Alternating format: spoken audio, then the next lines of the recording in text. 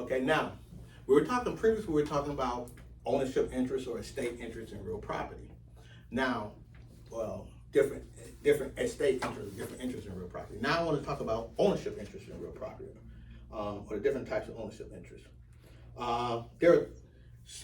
First of all, the first point, it says sole ownership and concurrent ownership are ways that people hold freehold estates, or people hold an ownership interest. Whenever time you hear the word freehold estate, they're really talking about an ownership interest.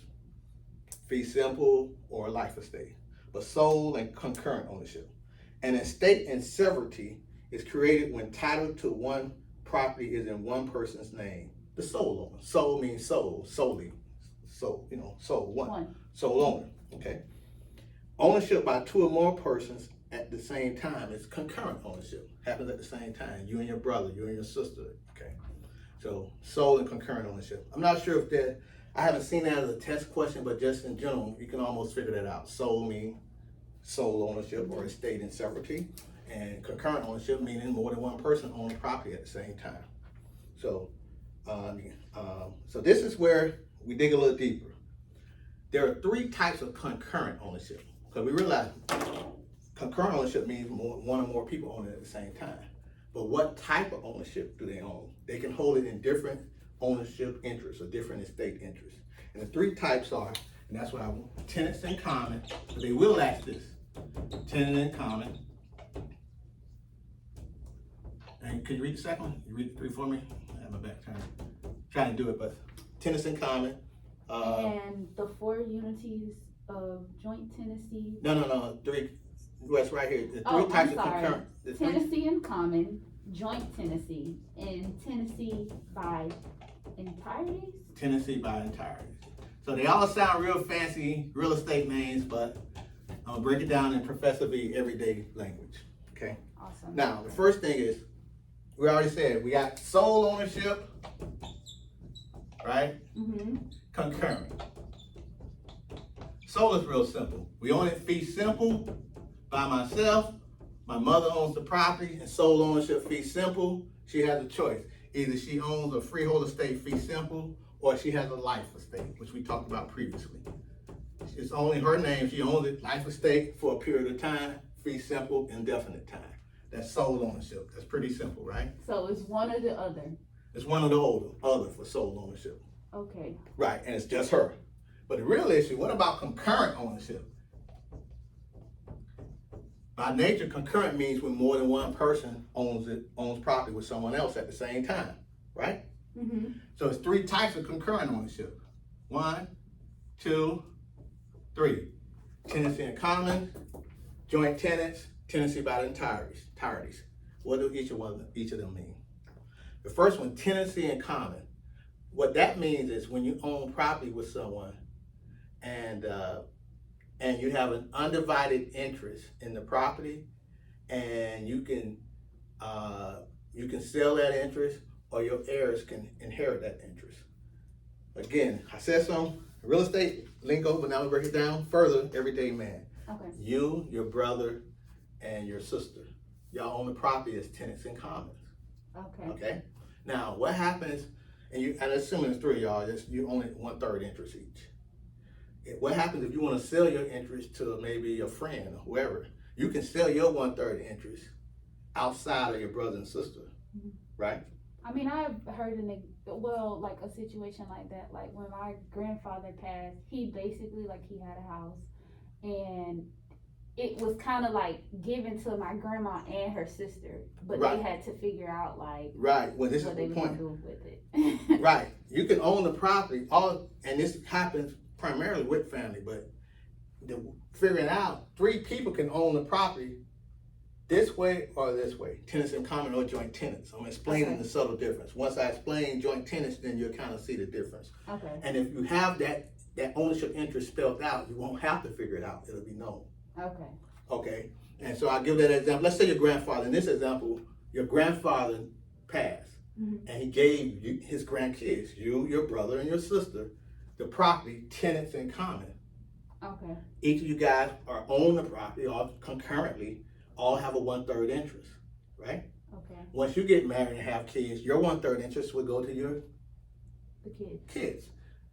your brother and sister 1/3 will go to their kids, right? Okay. Why? Because y'all own the property, tenants in common.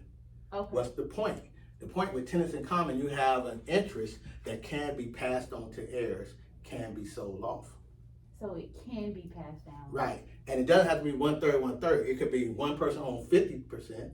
In the other example of your grandfather, he may have given his, and it had to be a rental property. It probably was a rental property because it's residential. You can't, a spouse can't give property, bypass their spouse and give it to kids.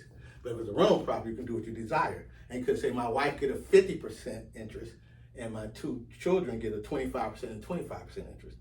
So the interest doesn't have to be 1/3, 1/3. It doesn't have to be equal. You can have different levels of ownership interest. Okay. But the key provision for tenants in common is you have an interest, and you can pass on your interest to your heirs, and you can sell off your interest. Question: when you say interest, are you speaking ownership interest? Ownership. Yes. Not funds. Ownership interest. Ownership. Okay. Right. Only the whole thing was we're talking conceptually ownership interest, the ownership interest, and the bundle of rights that come with ownership. Okay. In this case, this is a method of ownership. Tenants in common. Cool. You can pass out on your ownership interest to your heirs, and you can sell off that ownership interest. You can sell off your 25%, your 1/3 interest, your 50%. Okay. Now, the direct opposite, and the question may be answered once I explain the second one. Mm-hmm. The second one is joint tenants. What is joint tenants? Joint tenants, your grandfather passed, and he sells, and he passes on the property to his grandkids again. You, your brother, and your sister. But he specifically says, shall own this property as joint tenants. Not tenants in common, joint tenants. What does that mean? That little word, that little difference makes a big deal, because now what does that mean is you, your brother, your sister. If your brother dies, now you and your sister own it. If your sister dies, now you own it by yourself in fee simple. Back to sole ownership. Okay. So the key provision of joint tenants, why does this happen? Joint tenants have rights of survivorship.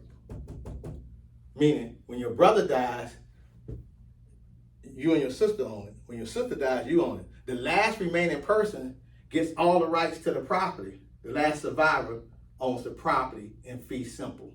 Okay. So that's the exact opposite of the tenants in common, right? Mm-hmm. Okay, so the tenants in common, it can be passed down. It can be passed down or sold off. Yes. But those are the only options. Well, those are pretty great options. The joint tenants, you can't do that. You can't sell it off. It's kind of like it just. No, you could sell it off if all three sell it off at the same time. Oh, like it but has you can't to be sell an off your agreement 1/3. between- You can't sell off your 1/3 interest, your 1/4 interest, because you're joint. You're joint. Yeah. The only thing you can do is live longer than everybody else. So and you, I think that might be what they were trying to figure out, like what they was gonna do with it, because the reason why they was trying to figure it out. Sell it, or are we gonna keep it, or? Yes or no? The reason why they was trying to figure it out because it wasn't spelled out. That's my whole point. Trying to understand, if you know the type of ownership interest, what you're trying to do, that's how you acquire property. Okay. That's how you will property. Okay. So the key point is tenants in common can sell off their respective interests, or they can pass it down to their respective estate or heirs. Okay. Joint tenants, you're joined at the property. The key provision, and I want to stay focused, not the individual circumstances, but the point is rights of survivorship. Okay. You'd only get fee simple interest when the last surviving member acquires the property fee simple. Okay. Right. So now if all three decide we want to sell, all three just sell, no matter how you own it. But if one say, well, I want to buy you out, you can't buy anybody out with joint tenants. I guess in theory the other two can sign away their rights. But you can't sell away I own this with my brothers and sisters, I want to sell a 25% interest or 1/3 interest to an investor. And my brother and sister can't do anything about it because it's all for one or one for all, right? Makes sense. It's all joint. And the only way you can have it solo if you're the last remaining survivor. Okay. Right. Joint tenants. Now, so there's almost the direct opposite of tenants in common. And then the final one, this was pretty easy. Tenancy in entireties. Tenancy in entireties. It's only for legally married couples. So it's kind of like joint tenants, and it's for their primary residence. When you're married, you're one, right? Mm-hmm. So if a husband and wife are married, even if the wife is not on the deed and it's their primary residence, a tenancy in entirety exists. Meaning that husband cannot just sell that property to his kids or to his grandkids or to his business partner. Why? A tenancy in entirety exists. He can only, meaning once he passes, it's automatically his spouses, or vice versa. And once she passes, it's automatically spouses. The tenancy is a type of ownership interest only for legally married couples, tenant by the entireties. So again, you can't sell off that interest because they're not gonna let the husband sell away his wife ownership interest. Again, it's kind of like all for one for all. Or another side note, from a practical, personal perspective, not personal, but a practical perspective.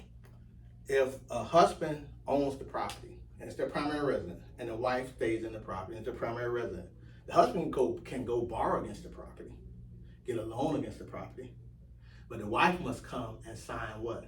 The mortgage. And the question is why? I don't know if you understand why. But the reason why is the wife doesn't necessarily have to sign the note, borrowing the money to pay. But the wife will have to sign the mortgage as well as the husband will have to sign the mortgage because the husband has an ownership right in the property and the wife have an ownership right in the property. So they'll have to agree on it first before they say, okay, this is. Well, the bank will give the husband the loan and say, we're going to give you. But what is the mortgage? First of all, a mortgage is an interest in the property. Mm-hmm. And when you sign in the mortgage, whoever signed the mortgage, what are you doing? You're giving the bank an interest in the property in exchange for the loan proceeds that the bank is giving you, right? Okay. So what the bank is saying, we got everything ready to close in, but the spouse must sign the mortgage. Why? Because the bank is saying, we want a complete ownership interest in the property. And the only way we can have a complete ownership interest in the property if the husband as well as the spouse come and sign the mortgage and pledge their interest back to us. Okay. But you only owe us the money because you're the only one borrowing the money, signing the promissory note. But we need both of y'all to pledge over your interest in the property to us so we can have a security interest in the property in case you don't pay us back. That allows us to foreclose. So the answer to your question, yes, they both have to sign. They don't have to agree. So it's almost they both like have to sign the mortgage. In order to get the, because when you say that's what they're signing, it's more like the loan or a loan or the interest in the property. Well, it happens in mortgage financing. In order to get the loan, you must pledge your interest in the property. You must sign the mortgage. Which is almost like giving it to the bank. You're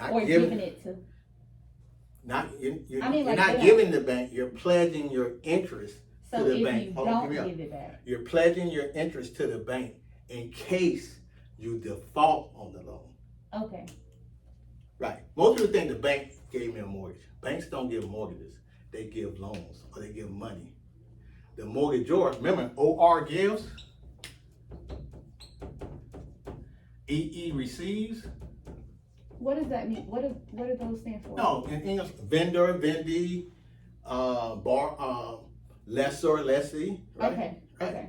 So in this case, mortgagor, mortgagee. Okay. Who's the mortgagee? The mortgagor is the borrower or the owners. Most people think banks give mortgages. Banks don't give mortgages, they give loans. They receive mortgages. Who's the lender receives the mortgage. He doesn't give you, the lender gives you a loan. He receives a mortgage. Why? What is a mortgage? The mortgage is a security interest in the property. The lender is receiving an interest in the property. They don't want your property, they want their money back. They want the interest that's in it. Well, they want the interest on their money. They really don't want the property. They want their money back with interest. However, if you don't pay them back their money and the interest associated with their money, since you gave them an interest in the property, they will receive their interest in the property via the process of foreclosure. Okay. Makes sense. Right, so my point is a little bit of deprogramming. Okay. Banks don't give mortgages, they give loans. Banks hold mortgages. Have you ever heard of the term seller financing? Yes, I have. Or seller will hold the mortgage? Yes. So if the seller's holding the mortgage, who's giving the mortgage? The borrower or the owner. Okay. What is he giving the seller? An interest in the property. He's the seller don't own it no more. The new borrower is the new owner. In that case, seller financing is the same as lender financing, just the seller is holding the mortgage. Yes. But when you don't have seller financing, when you have typical financing, it's the borrower. It's the bank holding the mortgage. Okay. But either way, the borrower or the owner is the mortgagor. They're giving an interest in the property. So going back to where I was, back with tenancy entireties. Okay. The fact that the wife has an interest in the property, because they're primary residents, even though the wife might not be on title, the wife might not be on the loan, because only both of them have to borrow if the husband qualifies enough to get the loan without the wife income, or the wife credit may not preclude her from borrowing. The fact that the wife has an ownership interest, they don't have to sign any of the loan documents, but they must sign that mortgage, because whoever has an ownership interest must give that ownership interest to the mortgagee, to the lender, in order for the lender to have a valid security interest in the property. Okay, so okay, we'll go ahead. So I think that wraps up I went astray, but that kind of gives a nugget that happens every day when people refinance situations between husband and wives, ownership interest. But the three type of ownership interests are tenants in common. This will be most practical with some investors. Mm-hmm. Three people, you went to college, I'm not sure. In Tallahassee, FAMU, Florida State is a great school, by the way. FAMU as well, I'm not hating. So they need a little work. Okay, yeah, they need a work. Well, we all do. In our schools, in our personal lives, etc. But my point is, 3 college students, one from FAMU, we'll show everybody love. One from FAMU, one from TCC, and one from Florida State. They 3 friends, they buy property up there in Tallahassee. They got a choice. Well, first of all, unless they're married, tenancy entireties is not a choice, right? Right.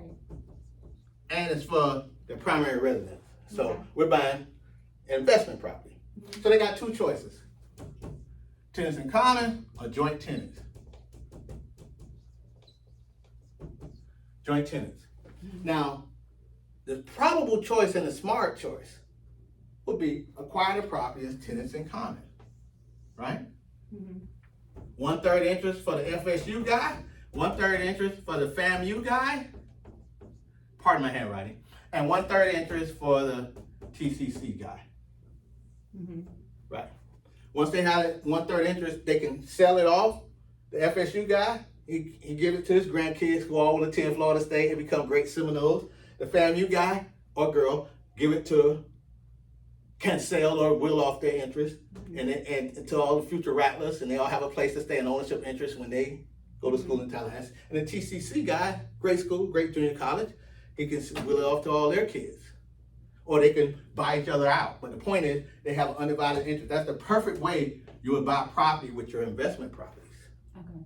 But this same scenario, let's say for whatever reason, they acquired the property as joint tenants. So that's the way it was written on the deed. Now they have a problem. Mm-hmm. Why? Because I'm cool with you guys, but how do I get my 1/3 interest? How do I sell off my 1/3 interest? You can't. The only thing you can keep provision of joint tenants, as we said, was rights of survivorship. I guess I can cross my fingers and hope I'm the last one to live. I'm the last man standing, and I own the property at 100%. That one, that's probably not the best scenario for an investment situation. Mm-hmm. But that could be a very likely scenario when it's ownership. Grandpa gave the property to all his kids. He didn't spell it out, and maybe for whatever reason, we don't know whether it's tenants, common or joint tenants. So the last child stay in the house, own the house with rights of survivorship. Okay. But you can see, all of these are ownership interests, but what ownership interest you take at title at the time of when you take title, when you acquire ownership, determines what you can do in the future. And I was just about to ask that question, so you hit it right there. Because I was going to ask, at what point does this even at the time you take title, right on the deed. It's written on the deed. Okay. Okay, so we'll go ahead and take a pause and we'll come back with other facets.